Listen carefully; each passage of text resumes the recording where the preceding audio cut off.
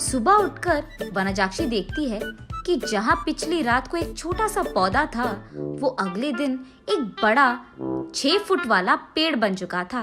और इतना ही नहीं, उनपे बैंगन भी इतने भरे भरे और 4 गुना बड़े भी उग गए थे। ये देख वनजाक्षी अपनी आंखों का खुद यकीन नहीं कर पा रही थी। पेड़ के पास आकर उसे जांचने लगती है। ये कैसे हुआ? ये मुमकिन कैसे है? कल तक तो ये पौधा था, आज पेड़ कैसे बन गया?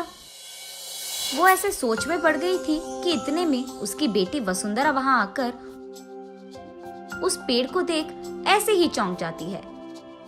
कुछ देर बाद वो हार मानकर कुछ बैंगन को लेकर उनका भरता बनाती है। बस वो भरता स्वादिष्ट था।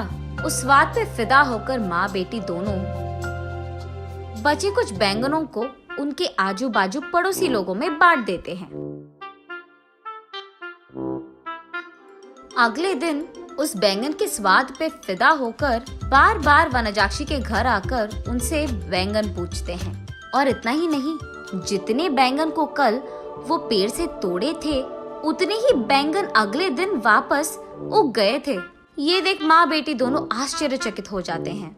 तब दोनों फैसला करते हैं कि इन बैंगनों को मुफ्त में नहीं देना है। ये कहकर बेचते हैं कि ये जादुई पेड़ है और इसके बैंगन बहुत स्वादिष्ट हैं। ऐसे वो बैंगन दुगने रेट में बिक जाते हैं। कुछ ही दिनों में इन स्वादिष्ट बैंगनों के बारे में और वो बड़ा सा बैंगन के पेड़ के बारे में इधर उधर बात फैलकर आजू बाजू पड़ोसी शहर तक पहुंच जाता है। इसलिए हर रोज सुबह शुरू होते ही पेड़ में भर के बैंगन उगते थे और उनके लिए लोगों की लाइन लग जाती थी सुबह सुबह, और वो भी वनजाक्षी के घर के बाहर। वनजाक्षी का पैसों का डिब्बा हर रोज पैसों से भर जाता था और ये बहुत साधारण सी चीज होती थी। कुछ ही दिनों में वनजाक्षी का नाम बैंगन से जुड़ गया और सब उसे बैंगन बेचने वाली वनजाक्षी करके बुलाने लग गए। और इतना ही नहीं, वो बहुत कम समय में उस सारे गांव में सबसे अमीर बन जाती है। बड़ी सी बंगला बनवाती है और उस बैंगन के पेड़ के चारों ओर बाड़ लगवा देती है और उस पेड़ के पास एक सिक्योरिटी गार्ड को भी रख लेती है।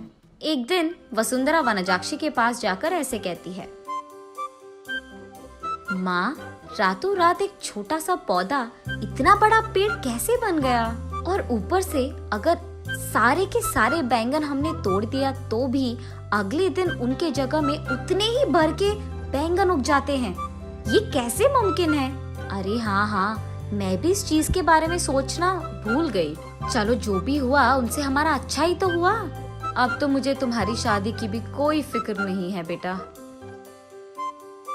ऐसे कहती है। और ठीक तभी वनजाक्षी को एक बात याद आती है। उस समय में जब भी वनजाक्षी के लिए रिश्ते लाते थे तो कुछ भी सेट नहीं होता था। अगर वसुंधरा को लड़का पसंद आ गया तो लड़के वालों को इनका दहेज नहीं पसंद आता था, और अगर लड़के ने वसुंधरा को पसंद कर लिया तो वसुंधरा को वो लड़का पसंद नहीं आता था। ऐसे बहुत सारे रिश्ते देख देख कर वनजाक्षी थक कर ये सोचने लगती है कि शायद उसकी बेटी के कुंडली में कोई दोष है, इसीलिए वो बहुत सारे पूजा पाठ करवाती रहती थी। ऐसे ही एक दिन वो मंदिर में पूजा करवा के घर लौटती रहती है। तब रास्ते में उसे एक बैंगन का टुकड़ा नजर आता है। उसे लेकर वो अपने घर के सामने रख देती है। और कुछ दिन बाद उस जगह में एक छोटा सा पौधा उग गया था। मंदिर जाने से पहले उन बैंगनों को देख वनजाक्षी सोचती है, घर आने के बाद ना इन बैंगनों का एक बहुत अच्छा भरता बनाना है मुझे। यही सोचते हुए वो मंदिर चलती रहती है। रास्ते में वो ऐसे सोचती है, अगर कोई वो बैंगन को लेके गया तो? वो फैसला करती है कि जल्दी जल्दी वो मंदिर जाकर भगवान की प्रार्थना करके बाहर आ जाएगी। वापस आते वक्त उसे रास्ते में एक साधु नजर आते हैं। उनके पास जाकर वो ऐसे पूछती है, स्वामी, मैं मेरी बेटी की शादी करवाने के लिए बहुत कोशिश कर रही हूँ, लेकिन नहीं हो रहा है। कृपा करके इसका कोई हल निकाल दीजिए। ठीक है, उस जगह पे बैठकर अपनी पूरी मन से प्रार्थना करो, ऐसे कहते हैं साधु। तब वनजाक्षी उस साधु के सामने बैठकर इसी डर में पड़ी रहती है कि कहीं कोई उस बैंगन को चुरा ना ले। हे भगवान, मेरे घर जाने तक उन बैंगनों को संभाल के रखना, किसी को उसे चुराना नहीं है। इसका प्रार्थना करके वो उठकर साधु के पास जाकर आशीर्वाद दीजिए स्वामी, ऐसे कहती है।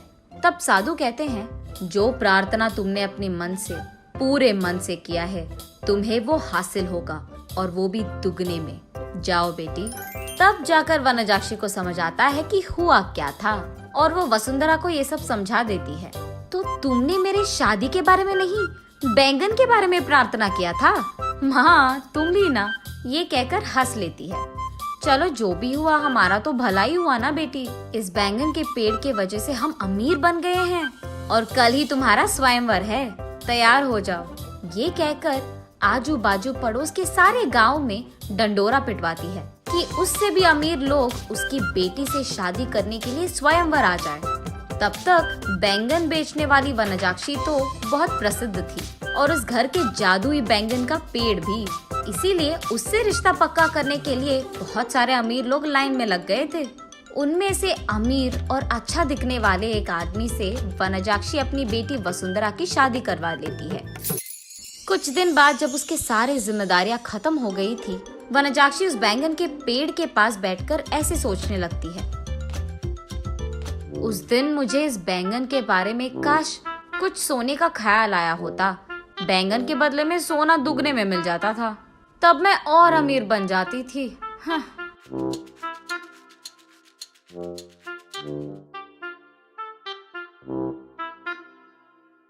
अगले दिन सुबह उठ के देखने पर उस बड़े बैंगन के पेड़ के जगह में वही पुराना वाला छोटा सा पौधा था जो वनजाक्षी ने वहां लगाया था।